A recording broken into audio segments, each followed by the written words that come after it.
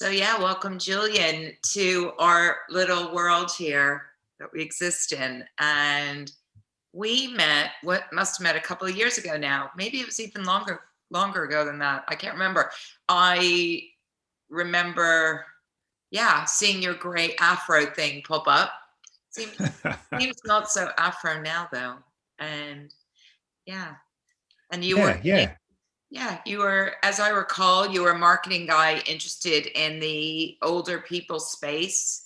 And now feels like you're making a little bit of a name for yourself in that space. So, yeah.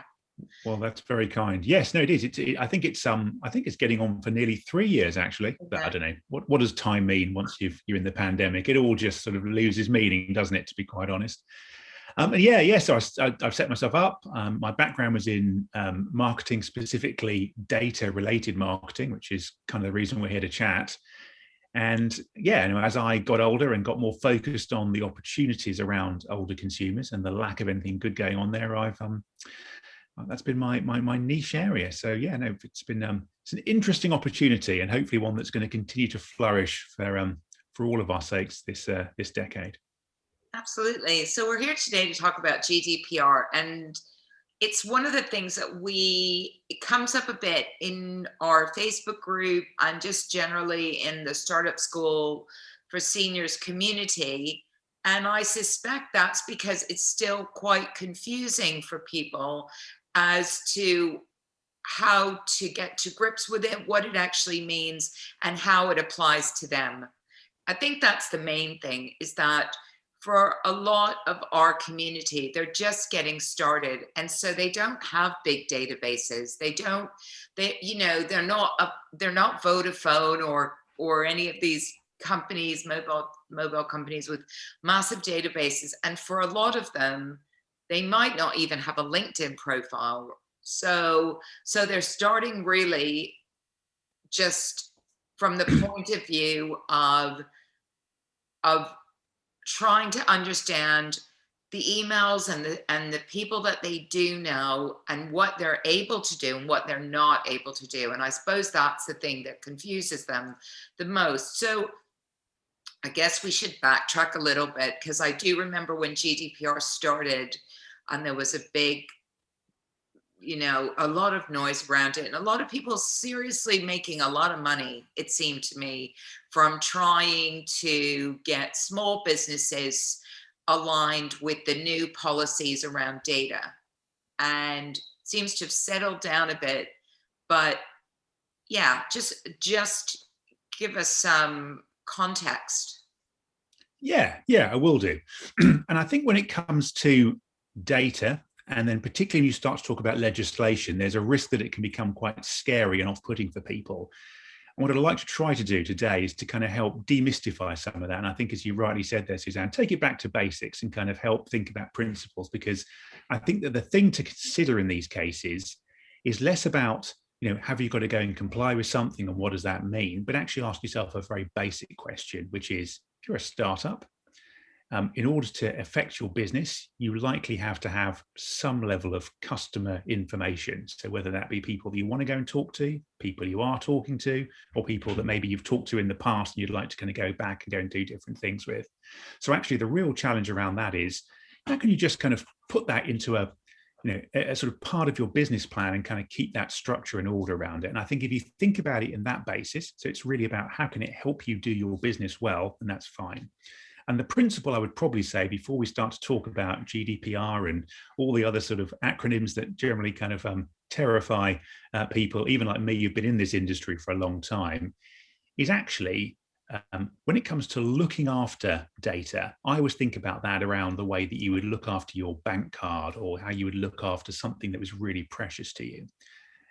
And most of us are pretty sensible with it. We've learned to kind of go and keep stuff in a safe place, to not kind of put things together that someone got hold of and they could cause trouble with.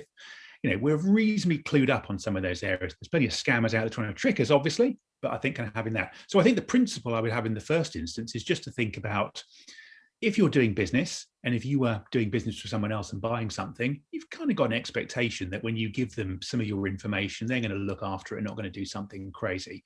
And that's pretty legitimate and sensible as a sort of starting point for you if you're working with people. So I always think that's the sort of practical element. And then linked to that, there's really about what kind of information you need to hold in order to run your business and just how you look after it.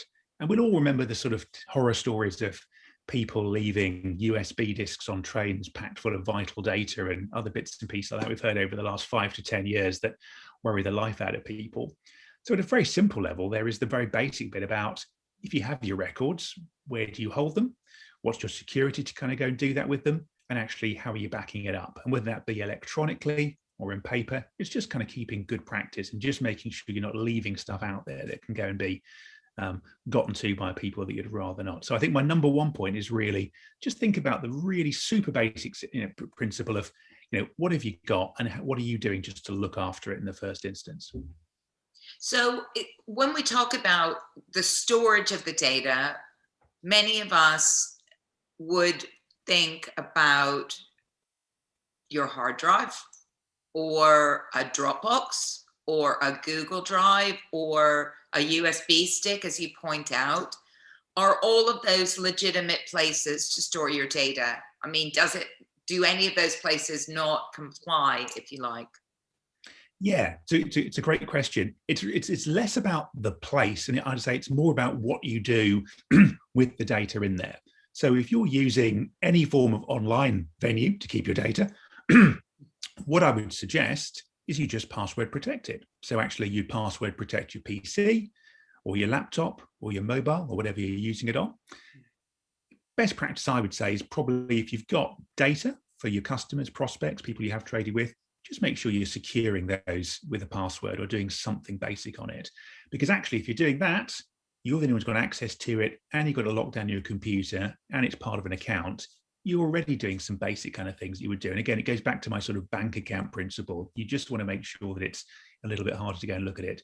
And equally, if you're keeping physical records, because different people will keep things in different ways, I recognize the need for that.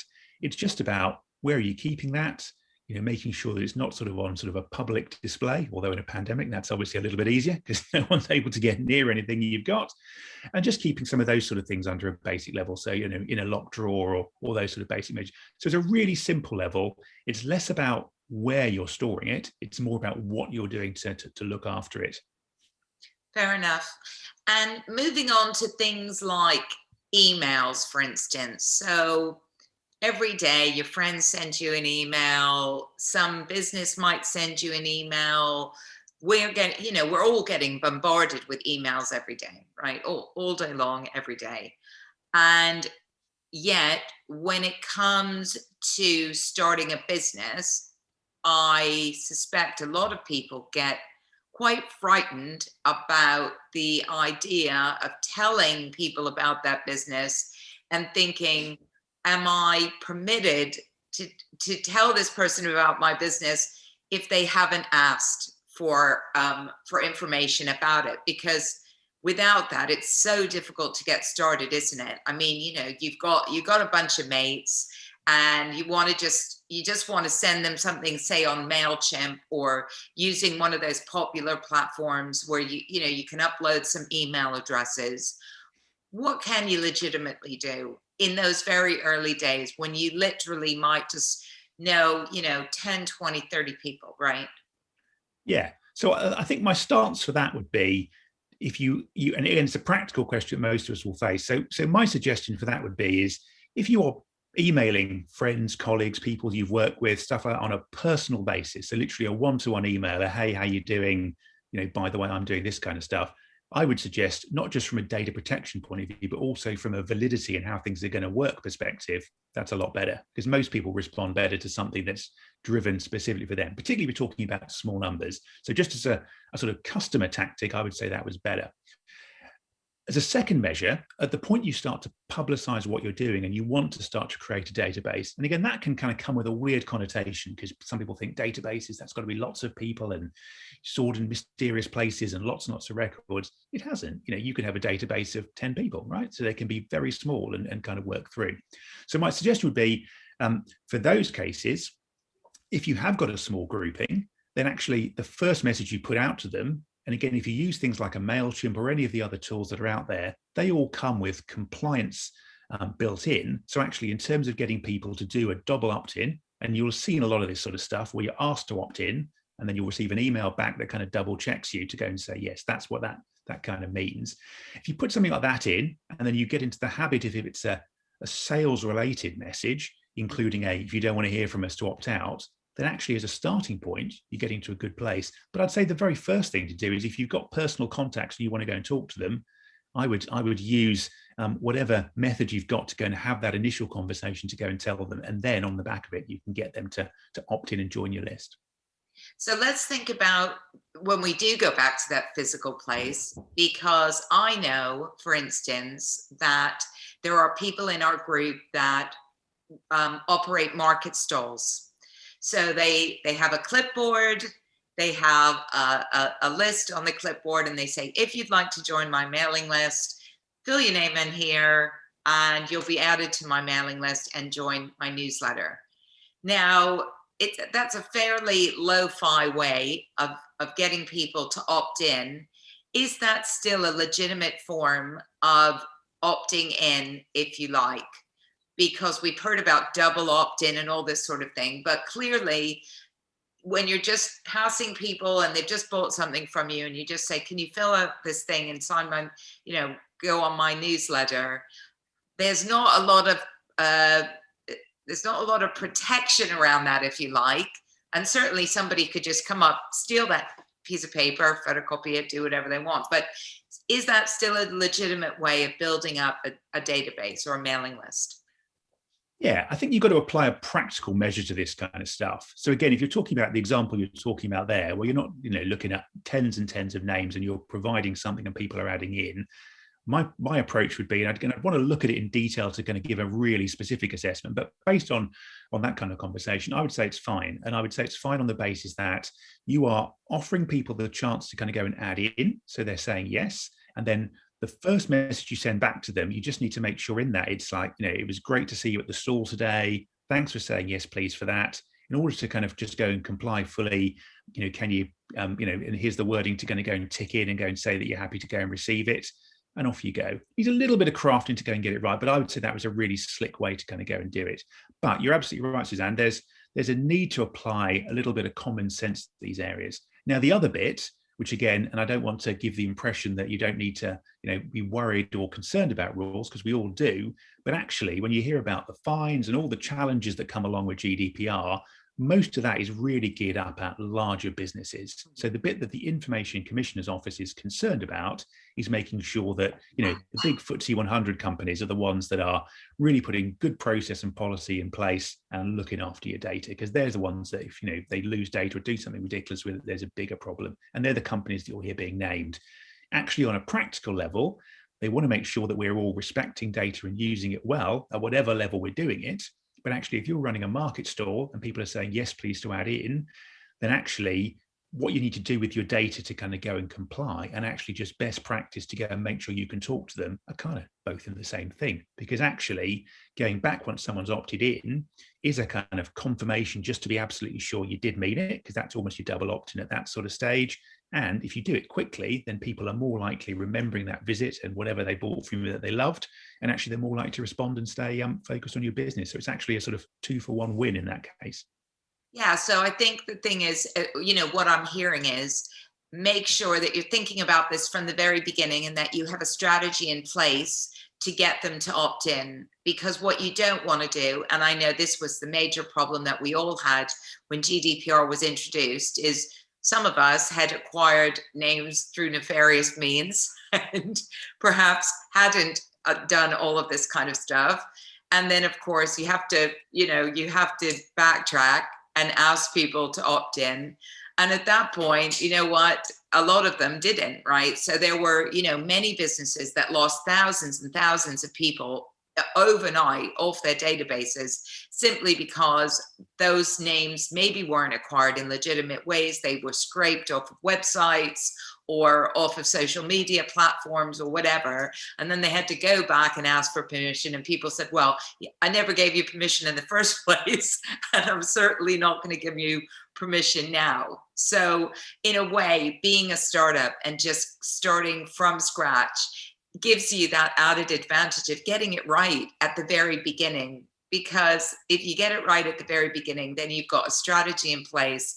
And the likelihood is that moving forward, it's just going to be much, much easier to be able to do all of this stuff properly.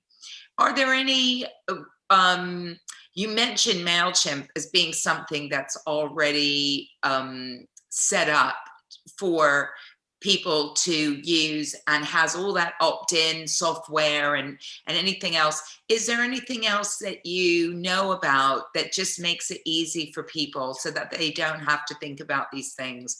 Other perhaps pieces of software that they could use?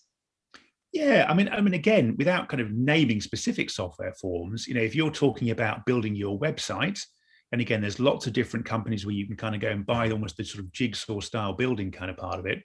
Pretty much all of those I can think of come with components that would have a capture data and then link that back into an opt-out kind of part. So the good news is I suspect that most of the tools that people who'd be watching this would consider looking at kind of have it in there. And the bit I would always ask is, if you haven't got that, in the same way that you might do a little bit of diligence to kind of work out whether it can do whatever particular facet you're looking for, is to go and ask that question. And most of those guys have got help emails or Twitters or whatever it might be. So I think those things are checking out. So I think what the good thing is, and again, given the fact that GDPR in its current form came in May 2018, we're fairly well established now. So a lot of companies have had a chance to kind of build that in as sort of best practice. And frankly, if they don't, they're going to struggle, because actually as an entrepreneur, the last thing you want is to go and sign up to a service that you kind of think is going to be compliant and not cause you any problems, and does. So actually in the majority case, I think they're set up to help you already. And there's things also I know, so aside from getting your mailing list properly organized from the very beginning, I know, because I'm currently doing this at the moment, that one of the things that GDPR also covers is things like cookies, which are the little bits that get stored on your computer and track your behavior. So they tell you when you've watched a YouTube video and when you've done other actions on your computer, and people nowadays have to also opt in to agree that they want to have their behavior tracked in this way. Otherwise they have to opt out, right? So it's not just about the mailing list, it's also about other aspects where your behavior is being tracked. And I suspect people aren't fully aware of what GDPR as a whole covers, because it's not just about a mailing list, for instance, but it is about basically all online behavior, isn't it? Yes, it is. It's a very good point to raise that. One of the challenges I think that you get around this, and again, I kind of like to try and take it back to as simpler level as I can, which is ultimately in interacting with you as a business, what information do you hold? So as you said, there are things that you can capture online, and some people might be quite advanced with that, and maybe that's not a thing for them. There's telephone numbers. There might be details about the individual. So there's a whole range of areas. So I think one of the principles that I'd always apply to this would be, what is the minimum amount of information that you need to capture to go and undertake your business? Because again, one of the areas where people get tripped up and things become difficult is when you're capturing excessive amounts of data, and therefore it becomes more cloudy as to what you're doing with it. And actually, you're right in terms of the online space. Obviously, there is an enormous amount of data that has been captured, sometimes very clearly and obviously, and sometimes in the past, as we've seen in lots of different situations over the last 5 and 10 years, not so obviously. So I think as a principal, as a business owner, I would say, what do you need to kind of go and capture? What's the minimum bit that you need to go and have? And actually, in terms of keeping it up to date, what's your strategy for those things? Because the other bit, which I think is important to kind of bear in mind with this sort of stuff, and again, it's kind of relevant to a mailing list, because it's probably the easiest example, it's relevant to all the data, is actually what's your plan to kind of go and update and keep things ready? People change email addresses, they move addresses, they to change telephone numbers, all that sort of stuff happens. And unless you're talking to people really, really very regularly, which isn't for the majority of us, actually there's a risk that some of your data kind of comes out. People, sadly die. You have to kind of be able to kind of remove people from lists. There's a whole range of different things. And I have to whisper it sort of softly when we're talking in a kind of positive business sense, but sometimes people won't want to hear from you anymore for lots of different reasons. You have to have a process to go and remove it. So I think it's really about minimum level of information that you need to kind of go and cover it, because if you're doing that, then that's fine. And then it's really having a clean strategy as to how are you going to update and keep those records in order. And you can do that in a number of ways, from every now and again, just an update to say, actually, can we just check you're still happy to receive this stuff and you want to kind of go and do it, which you'll see from other places. And also, if you want to, then using any kind of natural touch point just to check in and make sure everything you've got is kind of okay still. Yeah, I think it's a super important point as well about the actual data that you need to hold, and because I think the more people understand about this, the more sensitive they become about how much information you're asking from them. And we've all become pretty savvy now about big businesses that seem to be scraping our entire contact database from our phone, and doing all sorts of things that we think, do you really need to have on and hold all that information? So I suspect that the more that you can reassure people, why it is that you're actually asking for the information. I know that as in starting my new business, people have said, why are you asking for the email address immediately? Why do I need to give that to you right now when I don't really even know about your business? I don't really know what it's all about. And so we've said, well, the reason why you need your email address is because one of the ways that we communicate with you to tell you about the things that you're interested in is solely by email. And if you don't give that to us, then we can't do our job. So, this is the minimum that we need from you to be able to do that. And here's why. So if you are going to ask for more information, I think it's wise to be able to explain to people why you're asking for that. Because if you're asking for it because you say, I want to, for instance, I want to send you a newsletter every once in a while, and nowadays you have to ask permission for that. I mean, before the box was always ticked, whether you wanted it or not, it was always ticked for you. And now, of course, with GDPR, you have to make them, they have to agree that they want that. So things have changed. And I do think that it's wise to think about, as you said, what is the very absolute minimum that's going to get them to just engage with what you're doing without putting roadblocks in front of them by asking for too much information too early, and therefore turning people off because they think that actually you're just trying to, to grab a whole bunch of information about them and their behavior to advance your business. So I think that's a really, really good point. Is there anything that you feel that we haven't discussed that you'd like to bring up? Yeah, there's a couple of bits. And actually, I'd probably just build on your last point, because actually, I think there's an opportunity to turn that into an advantage. And again, if we're talking about sort of older entrepreneurs, and I include myself in that category, there's lots of kind of research that would tell us about trust and kind of expectation and confidence in businesses.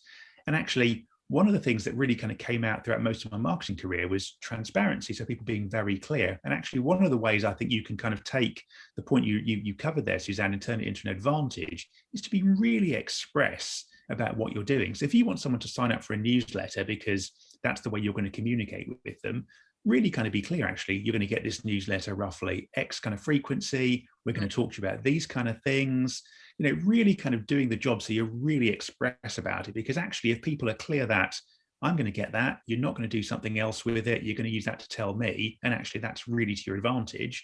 Again, I'd kind of say it's the sort of hand in glove thing around sort of doing best data practice and doing the right thing for your customer to kind of go and communicate. You're doing that there.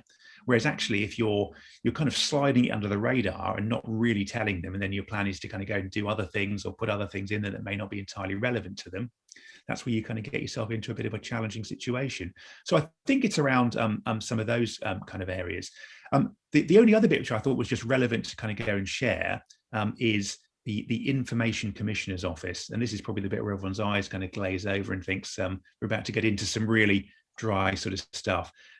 there's a very simple message on that website. So the Information Commission's Office is really the regulator from the UK point of view, as in it's the body that's there to make sure that best practice for data is being applied across the piece, and they're the ones who will kind of hand out the big fines to companies who aren't doing things in the right way, and really kind of look after public best interest. That's kind of what they should be. It should be something that's doing good stuff for us.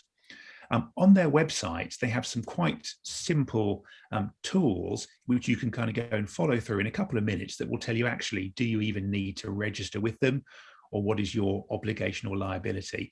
And what I would say is that as part of your process in terms of what you're doing with data, it's certainly worth 5 or 10 minutes to kind of go and check that site out and go and have a look at that information, just to make sure you're kind of comfortable. Because for a lot of people, they'll think, whoa, do I need to register? And if I'm below a certain number, there might be some kind of issues. And every case is different, but I would always say have a look at that, because that will give you an imperative answer to it.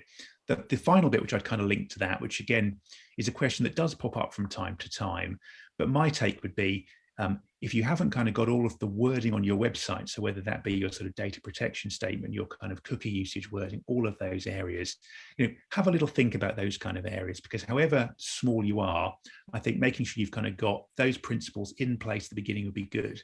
And as I mentioned earlier on, a lot of that sort of out of the box websites or people you might engage to go and help you kind of get you going should have expertise in those kind of areas. Doesn't mean you're going to go crazy, but I think just having that on your checklist of, is my site doing some of those sort of things? Am I set up in the right way would be kind of key.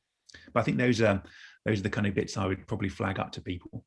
Yeah, and just going back to the ICO, I mean, I got a letter from them the other day, and of course, if you do hold data and you are using it to serve your customers better and to make informed decisions about what they would or wouldn't like, then it's very inexpensive to register with them and just let them know. So I think for me, I've registered all the businesses that I run, because for me, it just ticks that box, and I feel that I've been honest, and I've gotten, they don't have to come after me. So it's all fine. And I think, again, it's better to be informed about all of this, because